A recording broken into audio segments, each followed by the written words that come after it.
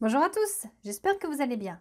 On continue les vidéos sur le système nerveux. Aujourd'hui, on s'intéresse au cerveau et à son organisation. Vous êtes prêts? C'est parti!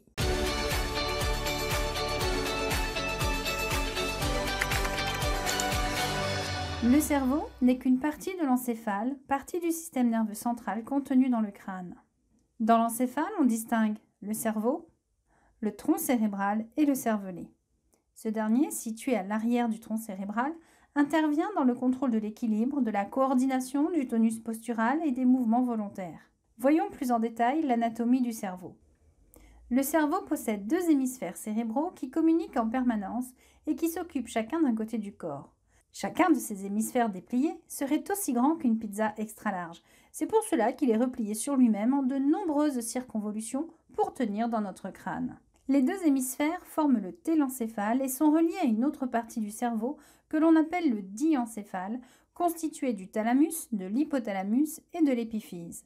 Ce diencéphale est situé juste au-dessus du tronc cérébral, lui-même prolongement de la moelle épinière. Chacun des deux hémisphères est divisé en 4 lobes externes, le lobe frontal, le lobe temporal, le lobe pariétal et le lobe occipital. Une coupe frontale du télencéphale révèle une couche externe de couleur grise, riche en corps cellulaire et en dendrites des neurones, qui fait 2 à 4 mm d'épaisseur. C'est ce qu'on appelle le cortex cérébral. On va donc distinguer le cortex cérébral frontal, pariétal, temporal et bien sûr occipital, mais il n'est pas visible sur cette coupe. À l'intérieur de cette coupe, on distingue une substance blanche riche en axones. Elle forme la région sous-corticale. Et enfin, au centre, on va observer, noyés dans cette substance blanche, des noyaux gris centraux. Pourquoi gris? Parce que comme pour le cortex, s'ils sont gris, c'est qu'ils contiennent des corps cellulaires. Le cerveau ne représente environ que 2% du poids du corps humain. Pourtant, il mobilise en permanence environ 20% du sang et de l'oxygène de notre organisme. C'est l'organe le mieux protégé du corps, avec le crâne qui fait office d'armure contre les coups, puis avec les méninges qui l'enveloppent. On va distinguer la pimère, l'arachnoïde et la dure mère. Ces 3 membranes enveloppent le cerveau pour l'empêcher de s'abîmer contre l'intérieur du crâne. Ce sont des membranes qui sont infectées lors de la méningite, et c'est parce qu'elles sont accolées directement sur le cerveau que cette maladie est si dangereuse. Pour encore plus de protection, le cerveau et bien sûr la moelle épinière baignent dans un liquide qu'on appelle le liquide céphalo-rachidien. Ce fluide circule à travers une série de cavités communicantes que l'on appelle les ventricules. En plus de contribuer à absorber les coups, ce liquide diminue la pression à la base du cerveau en faisant flotter le tissu nerveux. Ce liquide céphalo-rachidien circule vers le bas en évacuant les déchets toxiques et en transportant des hormones entre les régions éloignées du cerveau. Intéressons-nous maintenant à des cellules cérébrales non nerveuses, les cellules gliales. Et oui, le cerveau ne contient pas que des neurones, il existe des cellules accessoires appelées cellules gliales qui appartiennent à un tissu appelé la neuroglia ou la neuroglie ou la glie, ça dépend des ouvrages. Les cellules gliales sont des cellules de soutien électriquement silencieuses qui représentent 50 à 90% des cellules du système nerveux. Indispensables à la survie des neurones, elles sont impliquées dans leur fonctionnement car elles y sont étroitement connectées. Dans le système nerveux central, en tout cas dans sa partie non nerveuse, on distingue 4 types de cellules. Sur ce dessin, les cellules nerveuses sont représentées en beige. Les astrocytes approvisionnent les neurones en glucose, c'est pour ça qu'ils sont connectés à la fois au vaisseau sanguin et au corps cellulaire des neurones multipolaires. On a remarqué que les astrocytes sont connectés entre eux. Ils vont former un véritable syncytium permettant la circulation des ions calcium indispensables au fonctionnement des synapses. Les oligodendrocytes, représentés en bleu sur les dessins, forment la gaine de myéline des axones des neurones multipolaires. C'est un isolant électrique qui favorise la conduction saltatoire du message nerveux. Les cellules microgliales, représentées en rouge sur le dessin, participent à la défense du tissu cérébral grâce à leur fonction immunitaire. Enfin, les cellules épendymocytes qui assurent la circulation du liquide céphalo-rachidien.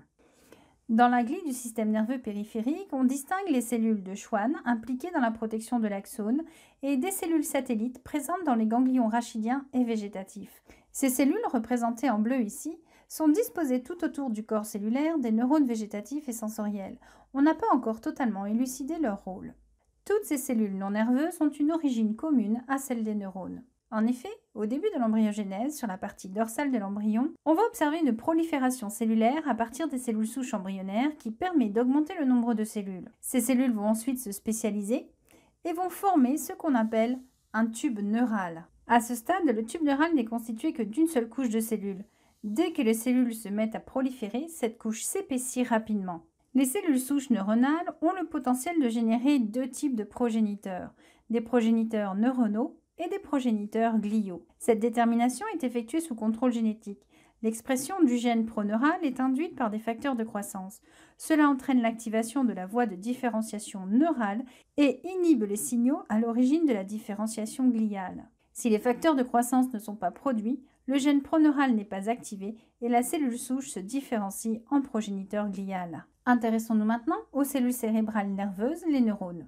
Les neurones sont des cellules différenciées très spécialisées. Un neurone est une cellule nerveuse qui possède un noyau volumineux situé au milieu du corps cellulaire que l'on appelle également le péricaryon et dont la chromatine est dispersée, ce qui la rend facilement lisible. Le neurone a un rôle dans la communication et possède pour cela des prolongements cellulaires pour entrer en contact avec les autres cellules. Le corps cellulaire ainsi que l'axone possèdent de nombreuses mitochondries, organites fournisseurs d'ATP. Les neurones ont une activité métabolique intense et consomment donc beaucoup d'énergie pour maintenir les gradients ioniques à travers leur membrane plasmique. Ils synthétisent les neurotransmetteurs dans le corps cellulaire, lesquels seront transportés le long de l'axone jusqu'à la synapse où ils seront alors libérés lors d'une stimulation appropriée. Pour assurer cette synthèse, le neurone est riche en réticulum endoplasmique granuleux, représenté en violet sur cette image. Il est principalement donc situé dans le corps cellulaire, à proximité des dendrites. Les neurones sont donc des cellules spécialisées dans la communication, puisqu'elles produisent avant tout des molécules de communication. La neurogénèse désigne l'ensemble des processus de formation d'un neurone fonctionnel à partir d'une cellule souche neurale. Elle a principalement lieu lors du développement neural du cerveau chez l'embryon et l'enfant. On peut observer une neurogénèse réparatrice chez les adultes via l'activation de cellules souches neurales endogènes, même si ce mécanisme imparfait ne permet pas une complète régénération des structures atteintes. On retrouve donc trois étapes: la prolifération cellulaire qui permet d'obtenir un nombre certain de cellules souches neurales, la détermination génétique, puis la différenciation cellulaire. À partir d'un progéniteur neural, on doit donc obtenir une cellule avec un corps cellulaire et des prolongements cytoplasmiques à l'origine des dendrites et de l'axone. Cette différenciation commence par la production de deux prolongements diamétralement opposés que l'on appelle des neurites. L'un des neurites s'allongera pour devenir l'axone et l'autre se ramifiera pour former les dendrites. Le cytosquelette joue un rôle très important dans la neurogénèse. On appelle cytosquelette d'une cellule l'ensemble organisé des polymères biologiques qui lui confèrent l'essentiel de ses propriétés architecturales et mécaniques. Le cytosquelette est constitué de polymères biologiques de protéines qu'on qualifie parfois de fibres étant donné leur taille importante à l'échelle cellulaire. On les classe en trois catégories: les filaments d'actine, en rouge sur cette image, les lamines, en bleu sur cette image, et les microtubules, en vert.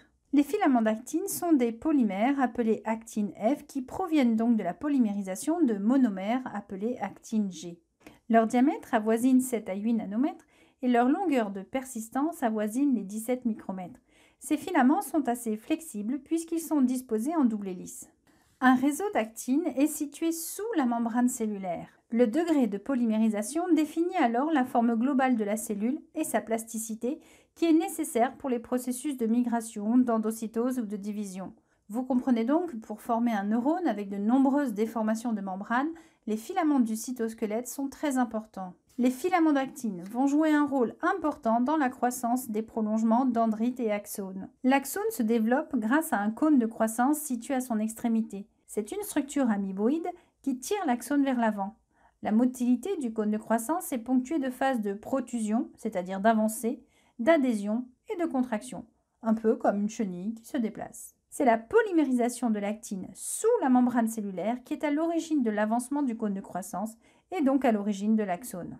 À l'opposé, dans la région située en arrière de la zone de croissance, les filaments d'actine subissent un désassemblage pour laisser place à des structures longilignes et plus rigides que l'on appelle les microtubules, visibles ici en vert. Ce sont les constituants les plus rigides du cytosquelette. Ce sont des structures cylindriques, creuses, dont la paroi est constituée de polymères de tubuline. Leur longueur de persistance est de plusieurs millimètres, ce qui dépasse largement l'échelle de la cellule. Ils sont donc très stables à l'intérieur d'une cellule. Cette rigidité leur est conférée par une structure en tube due à l'assemblage particulier des monomères qui les composent. Les microtubules interviennent dans la croissance orientée de l'axone. Il se forme au centre de l'axone qui s'allonge derrière le cône de croissance en progression. Des vésicules voyagent le long de ces microtubules et viennent fusionner avec la membrane du cône de croissance pour permettre son expansion. La croissance de l'axone va dépendre de l'interaction moléculaire entre le cône de croissance et le substrat. Le cône de croissance va y détecter des protéines soit attractives, soit répulsives. La polymérisation de l'actine et l'orientation des microtubules dépendra donc de la concentration en protéines attractives du substrat.